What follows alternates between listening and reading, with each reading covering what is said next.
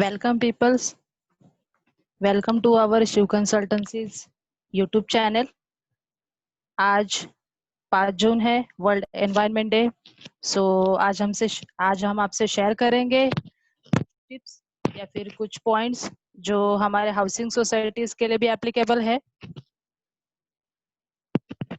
Housing societies में mostly people focus करते हैं सिर्फ ब्यूटिफिकेशन पे, बट साइमल्टेनियसली हमें एक्चुअली एनवायरनमेंट के रिक्वायरमेंट्स क्या है, वो हमसे क्या एक्सपेक्ट करता है, उसके बारे में भी सोचना चाहिए। But most of the societies में इसका ख्याल नहीं किया जाता। बट कुछ सोसाइटीज ऐसी है जो ज्यादातर एनवायरनमेंट के रिक्वायरमेंट्स और नेचुरल जो ब्यूटी है उसको ही मेंटेन करने की कोशिश करते हैं। एज अ सोसाइटी मेंबर हम क्या कर सकते हैं? क्या हमारे हाथ में कुछ है? Is something in our hand? Yes, it is in our hand.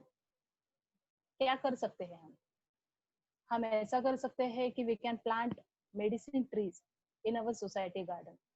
हम सिर्फ जो शो के जो हम कहेंगे कि शो के पेड़ लगाने के बजाय हम बनियान ट्रीज या फिर अगर हम कहेंगे कि नीम ट्रीज का हम प्लांटेशन कर सकते हैं। अगर आपको पता होगा तो मराठी संस्कृति में बनियान ट्रीज मीन्स बड़ाचं झाड। ओके, तो इन लोगों इसकी पूजा की जाती है वट पूर्णिमा के दिन। नीम ट्री के बारे में तो सबको ही पता है। अगर कुछ जैसे कुछ डिजीज होती है तो हमें ये पत्ते बहुत ही हेल्दी होते हैं। इवन अगर कुछ पेट की परेशानी है तो उसमें भी ये नीम के ट्रीज यूज किए जा सकते हैं। उसके बाद करी लीव्स है या फिर अशोका ट्रीज है, हम उसका भी प्लांटेशन अपने सोसाइटी में कर सकते हैं जिससे कि लोगों को इसको बेनिफिट हो। मैंगो ट्रीज लगा सकते हैं, कोकोनट ट्रीज लगा सकते हैं। अभी अगर हम सिर्फ अपने बारे में सोचेंगे तो हम ऐसा सोच सकते हैं कि मैंगो ट्रीज अगर हम लगाएंगे तो क्या उसके मैंगोज खाने के लिए हम जिंदा रहेंगे कि नहीं रहेंगे। या कोकोनट ट्री के बारे में भी हम ऐसे ही कह सकते हैं कि अगर कोकोनट ट्री लगा भी दिया तो ये दोनों पेड़ जो है वो पूरा प्लांट लगाने के बाद ग्रो होने के लिए बहुत टाइम लेता है। तो अगर हम ऐसा सोचेंगे कि हम नहीं खा सकते, लेकिन हमें बहुत फोकस्टिंग रहना चाहिए और हमारी नेक्स्ट जो जनरेशन है उसके बारे में अगर सोचेंगे तो ऑब्वियसली वो फल खाते समय हमें याद करेंगे कि हमारे जो बड़े बुजुर्ग थे उन्होंने इस सोसाइटी में ये सारे जो प्लांट्स थे वो लगाए थे। उनकी वजह से आज हम हमारे सोसाइटी में बैठ के आम खा सकते हैं, हम सोसाइटी में बैठ के हमारे नारियल ले सकते हैं। तो ये सारे जो ट्रीज है हमें एक्चुअली उसका प्लांटेशन अपने सोसाइटी में करना चाहिए। अभी और हम एनवायरनमेंट के लिए क्या कर सकते हैं? अगर हम देखें तो बहुत सारे जगह पे हमने देखा है कि लोग जो गीला कचरा और सूखा कचरा है उसको मिक्स करके ही जो है कचरे के डिब्बे में डालते हैं। और बहुत सारी सोसाइटीज में अगर आप देखेंगे तो ऐसी हालत होती है कि उस कचरे को देखने वाला कोई नहीं रहता है। नॉर्मली बीएमसी की या म्यूनसिपालिटी की जो गाड़ी है अगर रोज नहीं आती है उस एरिया में तो जो नजारा रहता है वो देखने लायक रहता है। और इसी कूड़े कचरे पे बहुत सारे जो अगर हम कहेंगे कि कुत्ते रहते हैं जो रास्ते पे भटकने वाले या फिर क्या बिल्लियां रहती है तो वो जो मीन्स वो जो बिल्लियां और कुत्ते रहते हैं वो भी जाके इस कचरे में से ही खाने की कोशिश करते हैं। लेकिन ऐसा नजारा रहेगा अगर सोसाइटी के एंट्रेंस गेट पे ऐसा नजारा रहेगा तो किसी भी जो यात्री रहेगा उसको एंटर करने के मन भी नहीं करेगा। हमारी सोसाइटी की जो पहचान होती है, नॉर्मली अगर कोई बाहर का बंदा अपनी सोसाइटी में आता है तो हमारी सोसाइटी की पहचान होती है कि हमारे यहाँ पे जो भी फैसिलिटीज है वो कैसे हमने रखी है, कैसे उसका यूज कर रहे हैं। हमारा normally first impression is the best impression माना जाता है। तो एंट्रेंस पे ही ये जो रहते हैं सारे कूड़े कचरे के डिब्बे नॉर्मली रहते हैं। अगर आप फर्स्ट पिक में देखोगे ऐसा नजारा अगर रखेगा तो जो आदमी सोसाइटी में आ रहा है वो क्या सोचेगा सोसाइटी के लोगों के बारे में कि कोई ध्यान भी नहीं दे रहा है। तो हमें अपनी सोच बदलनी चाहिए। हमारा जो गीला कचरा है, सूखा कचरा है, उसको हमें सोसाइटी में मीन्स जब भी घर से निकलता है तभी अगर उसको हम सेपरेट करके ही नीचे जाने दें तो वो सेग्रीगेशन के लिए बेटर रहेगा। अगर हम वो सेग्रीगेट करके ही म्यूनिसिपालिटी के गाड़ी को देते हैं तो उनको भी आगे जाके दिक्कत नहीं होती है। क्योंकि हमें अगर बहुत सारे लोगों को पता नहीं होगा, हम जो गीला और कचरा सूखा कचरा एक साथ देते हैं बाद में डंपिंग ग्राउंड के यहाँ पे जाके उसका सैग्रीगेशन होता है, बट उसमें कितने सारे लोग हैं जो बीमार पड़ने के चांसेस है। वो काम भी कर रहे हैं, पैसे के लिए भी काम कर रहे हैं, लेकिन वो भी तो एक आदमी ही है। क्या उनको इस काम से दिक्कत नहीं होती? क्या उनको हेल्थ प्रॉब्लम्स नहीं होते? लेकिन जहाँ से कचरे की पैदाइश हो रही है, हमारे घर से अगर उस कचरे की पैदाइश हो रही है, तो वो हमारी जिम्मेदारी है कि हम उसका जो सेग्रीगेशन है या उसका विलगीकरण जो है वो हमारे घर में करें, और जो सूखा कचरा है उसको अलग से दे दे।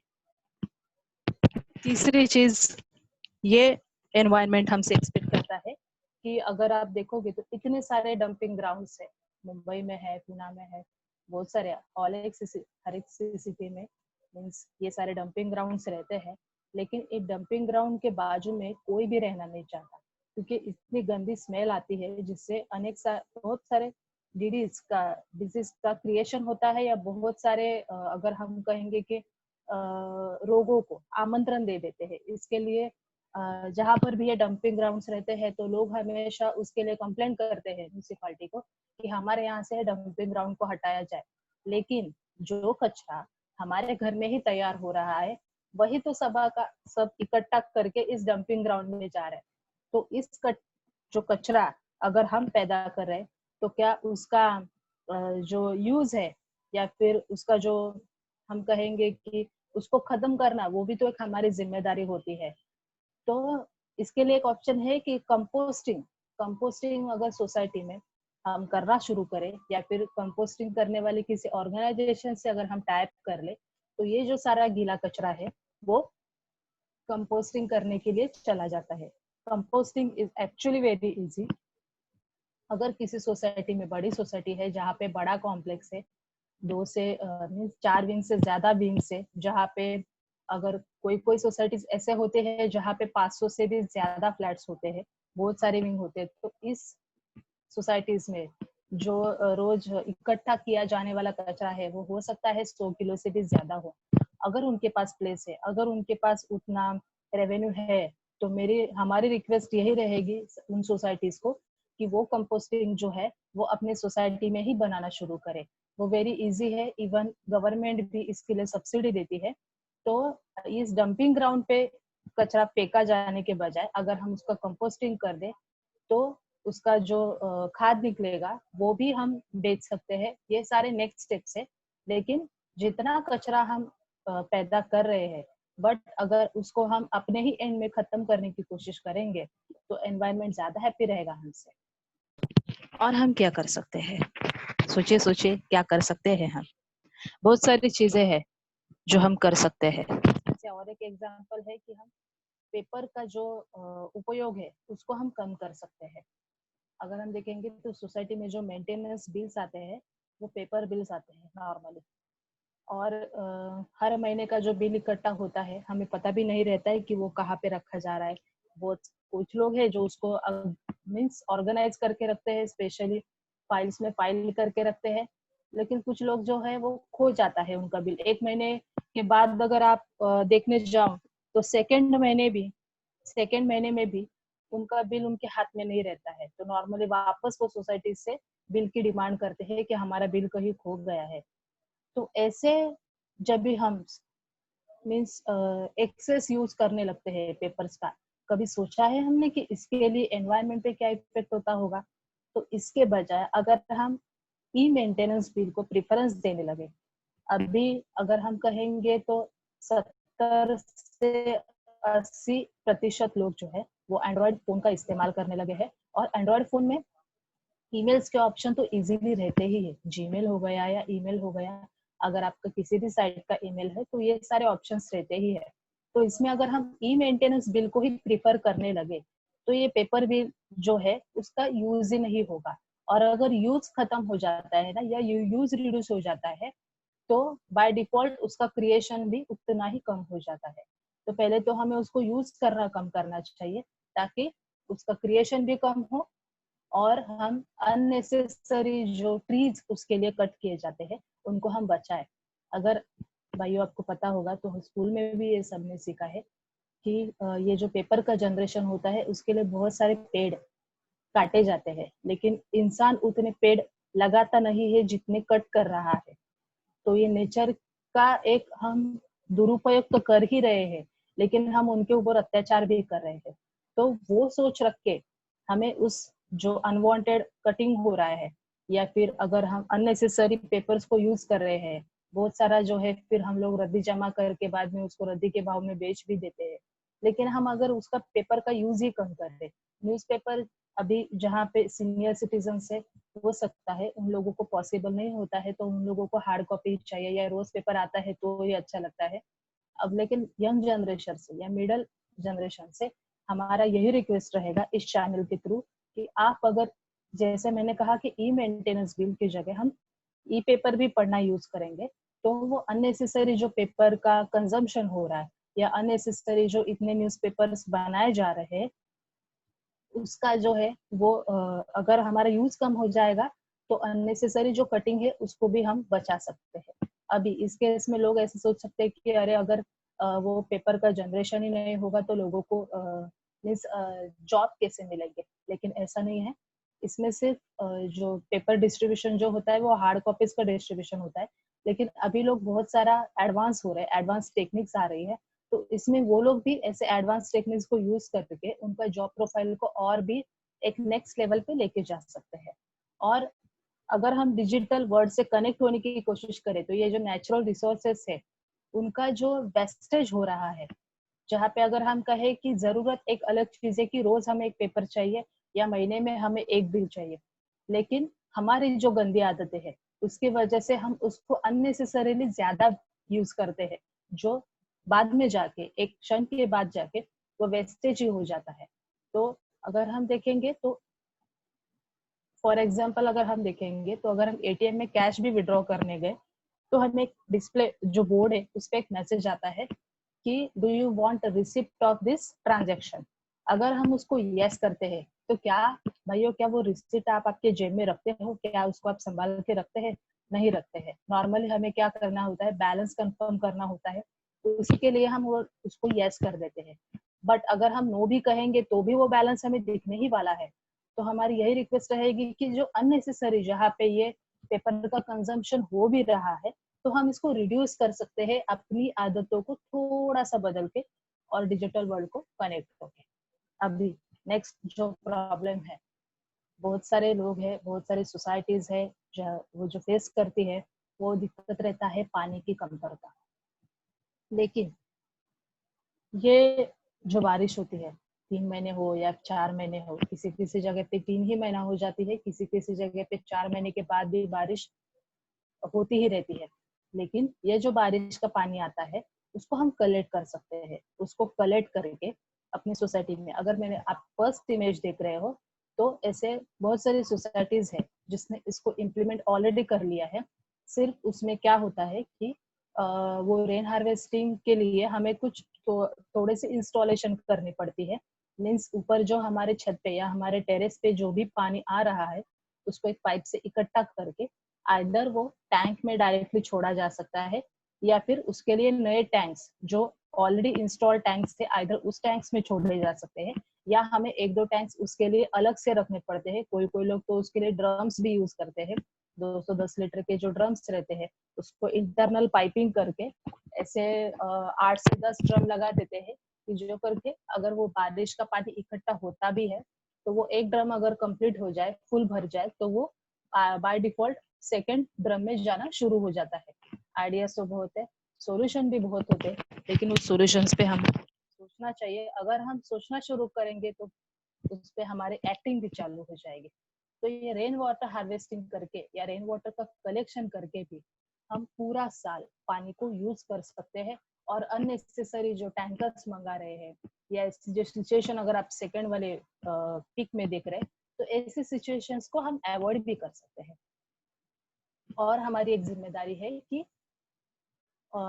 जो हमारा सॉइल है या जो हमारी जमीन है उसके अंडरग्राउंड में भी पानी की कमतरता अभी ज्यादा हो रही है, कि जिसके वजह से ड्राई फ्लड आता है, या फिर अगर हम कहेंगे कि सभी जगह पानी की कमतरता की वजह से लोग तो बीमार पड़ते ही है, लेकिन अगर आप देखोगे तो जानवर पे भी उसका इफेक्ट होता है। पानी ना होने की वजह से ना वहाँ पे खेती होती है, ना वहाँ पे कोई पेड़ उगता है, ना कोई वहाँ पे मीन्स प्राणी भी जो है, अगर उसको खाद ही नहीं मिलेगा तो फिर वो कैसे बेचारा जिंदा रह पाएगा? ना पानी, ना खाना, ना कुछ। अभी जो हम सोसाइटीज में रहते हैं वहां पर भी अगर हम देखेंगे तो एक्सेस यूज जो होता है वो बोरिंग का होता है। तो वो बोरिंग क्या होता है, वो सक्शन के जैसे पानी को चूस लेता है और आपके सोसाइटीज में प्रोवाइड करता है। लेकिन अंडरग्राउंड में जितना भी पानी का लेवल है उसको मेंटेन रखने के लिए हमने कुछ तरीका रखा ही नहीं है। अभी हमारे जो अर्बन एरियाज है या हमारा शहरी इलाका है वहां पे क्या होता है कि पेड़ हमने कट कर दिए, इतना एक्सेस जो यूज हो रहा है। और सेकेंडली हमने सीमेंट के रास्ते बना दिए कि जिससे वो पानी तो नीचे जाता ही नहीं है। तो जहाँ पे पेड़ नहीं है, सीमेंट के रास्ते है, सभी जगह आपने हाई फ्लोरिंग करके रखा है, तो उस केस में जो भी बारिश का पानी आएगा वो जमीन लेगी कैसे अंदर? हमने रास्ता ही नहीं छोड़ा है उसके लिए। तो हमारी ये और एक जिम्मेदारी बनती है कि रेन हार्वेस्टिंग करके, रेन हार्वेस्टिंग में दो तरीके हैं, एक तो हम उसको कलेक्ट करके हम उसको यूज भी कर सकते हैं। सेकेंडली ऐसा है कि पाइपिंग करके हम उसको डीप ग्राउंड लेवल में मीन्स जमीन में एक खुदाई खड्डा करके अंदर उसको छोड़ सकते हैं, ताकि वो जो रेन का पानी है अगर आपको उसकी जरूरत नहीं है, अगर आप उसको कलेक्ट नहीं कर रहे हैं, तो आप उसको बैक टू वापस रिटर्न कर सकते हैं लैंड को। उससे क्या होता है कि जमीन में जो पानी की क्षमता है वो वापस बढ़ने लगती है और फिर जो है बाकी के जो जैसे प्रॉब्लम्स है उसको आगे जाके इंसान को फेस नहीं करना पड़ेगा। और हम क्या कर सकते हैं?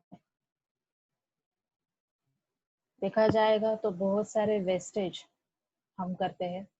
कुछ लोग हैं जो एक्चुअली इसको फॉलो भी कर रहे हैं, लेकिन अगर हम देखेंगे तो मोर देन 50% या मोर देन 60% जो लोग हैं वो वो उस वेस्ट की तरफ एक वेस्ट है करके ध्यान ही नहीं दे रहे कि कुछ तो मेरे हाथ से वेस्ट हो रहा है। जैसे हम कहेंगे कि फूड वेस्टेज इतना ही लो थाली में कि व्यर्थ न जाए नाली में। अगर हम वैसे सोच करके रोज अपने थाली में खाना ले तो हो सकता है कि जितना जरूरत है उतना ही खाना लो तो उसका वेस्टेज नहीं होगा। वो अन्न देवता है, अगर हम उसका ख्याल नहीं रखेंगे तो क्या वो हमारा ख्याल रखेगा? तो जितना आपको जरूरत है पहले तो उतना ही खाना बनाए। लॉकडाउन में तो आपके घर पे कोई आने वाला नहीं है, तो जितने लोग हैं उतना ही खाना बनाए और वेस्ट ना जाने दे। जितना आपको लग रहा है उतना ही क्वांटिटी ले, ताकि आप उसका वेस्ट ना करें। सेकेंड हम कह सकते हैं कि प्लास्टिक, प्लास्टिक अगर आप देखोगे तो ये प्लास्टिक जो है जो डिजोल्व नहीं हो रहा है, नेचर भी उसको एक्सेप्ट नहीं कर रहा है। अगर अभी का जो प्लास्टिक बंद की योजना आई है उसके बाद 50 माइक्रोन के अबाव जितना भी प्लास्टिक है उसको आप यूज कर सकते हैं, बट बिलो या लेस देन 50 माइक्रोन जो भी प्लास्टिक है उसको यूज नहीं कर सकते। फॉर एग्जाम्पल जो मार्केट में अगर हम सब्जी लेने जाए तो उसमें जो प्लास्टिक की थैली दी जाती है वो वाली थैली आप कह सकते हैं। या अगर ग्रोसरीज वगैरह आती है तो जो नॉर्मली रिटेलर ग्रोसरी शॉप जो रहते हैं, पैकिंग वाले नहीं कह रही मैं, रिटेलर ग्रोसरी शॉप जो रहते हैं नॉर्मल ग्रोसरी शॉप वाले, तो उनके यहाँ पे भी जो ग्रोसरी दिया जाता है तो वो भी जो रहता है 50 माइक्रोन के बिलो ही रहता है। तो ऐसे वाली जो प्लास्टिक है उसको हमें अवॉइड करना चाहिए। तो ये जो प्लास्टिक जो है वो पानी के नीचे अगर जाता है या समुद्र में भी आप फेंकते हैं, बहुत सारे लोग हैं जो उनकी इतनी श्रद्धा होती है कि सारे हार वगैरह जो इकट्ठा करते हैं भगवान के यहाँ से वो प्लास्टिक के थैले में जमा करते हैं और वो बंद करके ट्रेन से नीचे समुद्र में फेंक देते हैं, नदी में फेंक देते हैं। अरे लेकिन मेरे भाइयों, अगर वो आप नदी में भी फेंकोगे तो क्या नदी उसको अंदर लेगी? क्योंकि वो डिजोल्व नहीं होने वाला है। तो वो समुद्र बाहर फेंक देता है, उससे क्या हो रहा है? प्रदूषण बढ़ रहा है, कचरा बढ़ रहा है। तो अगर हम इसका यूज ही कम कर दे, प्लास्टिक को यूज ही ना करें, तो हम एक सपोर्ट कर सकते हैं एनवायरनमेंट को ये प्रदूषण कम करने में। तीसरा अगर हम कहेंगे तीसरा अगर हम कहेंगे कि पानी का जो अननेसेसरी यूज होता है अर्बन एरियाज में ज्यादा यूज होता है, जैसे गाड़ी धोने के लिए पूरा पाइप लगा के पानी धो रहे हैं, या फिर अगर बेसिन वॉश बेसिन जो है उसका बर्तन धोने के लिए, या फिर कपड़े धोते हैं बाई लोग जो रहते हैं वो कपड़े धोने के लिए नल चालू रखते हैं और उनका काम करते हैं। तो जितना आपको पानी लग रहा है आप उतना ही पानी की यूज करो। आपकी सोसाइटी में अगर पानी आ रहा है या आपके घर में पानी आ रहा है, इट नॉट मीन्स कि वो पानी हाँ तो मेरे घर में आ रहा है तो मैं जितना चाहे यूज करूंगी, ऐसा नहीं। आप उसके बारे में भी सोचो जिन लोगों के यहाँ पे पानी नहीं पहुंच पा रहा है, या लोग पानी की कीमत कब जान सकते हैं। आप राजस्थान में जो रहने वाले लोग हैं या राजस्थान में रहने वाली औरतें हैं, आप उनको पानी की कीमत पूछो। अपने सर पे इतने 3-3 4-4 घड़े लेके वो मैलों मैल चलते हैं पानी लेने के लिए। ऐसे पानी को अगर वो लोग ऐसे यूज करने लगे, ऐसे वेस्ट करने लगे, तो क्या कितना पानी उनको लेने के लिए जाना पड़ेगा। तो हम तो अपने घर में रहते हैं, नल से पानी आता है उसको यूज कर लेते हैं, लेकिन वो पानी को वहां तक पहुंचाने में भी कितनी दिक्कत है। कितने सारे सोसाइटीज है जो पानी की प्रॉब्लम्स को फेस कर रही है। तो अगर हम इसका अननेसेसरी यूज जो है उसको कम कर ले, जितना हमें लग रहा है उतना ही पानी यूज करे, तो हम उसको बचा सकते हैं और आपका बचा हुआ पानी और कोई यूज कर सकता है। तो ये सारे जो वेस्टेज है नेचुरल रिसोर्सेस के, जो हमारे हाथ से, मैं नहीं कह रही हूँ कि जानबूझकर होते हैं, जाने अनजाने भी हो रहे हैं, तो हम उसका वेस्टेज जो है उसको कम कर सकते हैं। ये भी हमारे एनवायरमेंट के प्यार के प्रति, अगर हम कहेंगे कि हमारा जो वातावरण है उसके प्रति प्यार का एक प्रतीक हो सकता है। हम और क्या कर सकते हैं। इलेक्ट्रिसिटी, इलेक्ट्रिसिटी में अगर हम कहेंगे कि अगर जितना भी नेचुरल, जितना भी सूर्य की रोशनी है वो अगर हमारे घर में आ रही है, तो उतना मॉर्निंग में हमारे लिए सफिशिएंट रहता है। तो अननेसेसरी अगर हमारे यहाँ पे या हमारे सोसाइटी में कहे, हमारे घर में कहे, या हमारे आजू बाजू में अगर आप देखोगे, तो अननेसेसरी कहाँ पे अगर इलेक्ट्रिसिटी का वेस्टेज हो रहा है तो हम उसको कम कर सकते हैं। फॉर एग्जाम्पल अगर आप फर्स्ट वाले पिक में देखोगे, तो एक ही रूम में अगर आप देखोगे तो 4 से 5 के ऊपर लाइट जल रही है, जिसकी जरूरत नहीं है। एक बल्ब भी काफी है। अगर आप CFL या LED बल्ब भी लगाओगे तो एक बल्ब की रोशनी ही इतनी रहती है, तो वो पूरे घर में सफिशिएंट हो जाती है। तो इतने जो है वो लगाने की जरूरत नहीं है, या उसको लगा यूज करने की जरूरत नहीं है। सेकेंडली और हम क्या कर सकते हैं, तो सोलर सिस्टम का इम्प्लीमेंटेशन कर सकते हैं। अगर अपने सोसाइटी में उतनी स्पेस है, और अगर हम देखेंगे तो अपने आपका एरिया ऐसे, मतलब आपकी सोसाइटी जो है वो ऐसे एरिया के अंदर आती है कि जहाँ पे जो है सूरज की रोशनी अच्छी तरीके से आ सकती है आपके सोसाइटी में, और थोड़ा सा अगर रेवेन्यू को आप कलेक्ट भी कर सकते हैं, तो हम आप जो है वो सोलर सिस्टम का जो है वो इम्प्लीमेंटेशन आपकी सोसाइटी में कर सकते हैं और इलेक्ट्रिसिटी को सेव कर सकते हैं।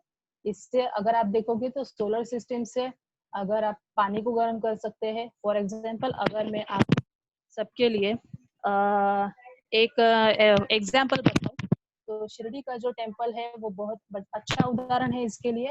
शिरडी साईं बाबा का जो मंदिर है, उस पे जो बड़ा प्रसादालय है, भोजनालय, अगर हम देखेंगे तो उस पे एक एक वक्त पे 10,000 से भी ज्यादा लोग खाना खा सकते हैं। और ये सारा जो किचन है उसका इंटरनल सिस्टम के लिए कोई भी गैस यूज नहीं किया जाता है। ये पूरा सोलर सिस्टम के बेसिस पे ही बनाया गया है। सोलर सिस्टम के थ्रू जो भी पानी गर्म होता है, तो ये जो अंदर जो क्रिएशन होती है पानी गर्म होने की, और अगर हम कहेंगे कि उससे ही ये खाने को बनाया जाता है, तो ये सोलर सिस्टम को यूज करके हम बहुत सारा इलेक्ट्रिसिटी को जो वेस्ट जा रहा है उसको हम सेव कर सकते हैं। इवन LPG गैस को भी हम यूज कर सकते, मीन्स उसका यूज जो है हम कम कर सकते हैं। तो ऐसे बहुत सारे टॉपिक्स है दोस्तों कि जो हम आपके साथ शेयर करना चाहते हैं। तो हमसे जुड़े रहिए, और अब तक अगर आपने हमारे चैनल को सब्सक्राइब नहीं किया होगा तो प्लीज हमारे चैनल को सब्सक्राइब कीजिए, या फिर आप हमसे कांटेक्ट भी कर सकते हैं www.shivconsultancy.org.in, या फिर आप हमें ईमेल भी कर सकते हैं, या फिर हमारे व्हाट्सएप नंबर पे भी आप व्हाट्सएप करके आपके कुछ क्वेरीज है या फिर आपको कुछ सजेस्ट करना है तो आप कर सकते हैं। तो हमसे जुड़े रहिए। Thank you. Subscribe our YouTube channel, stay connected with us. Thank you दोस्तों।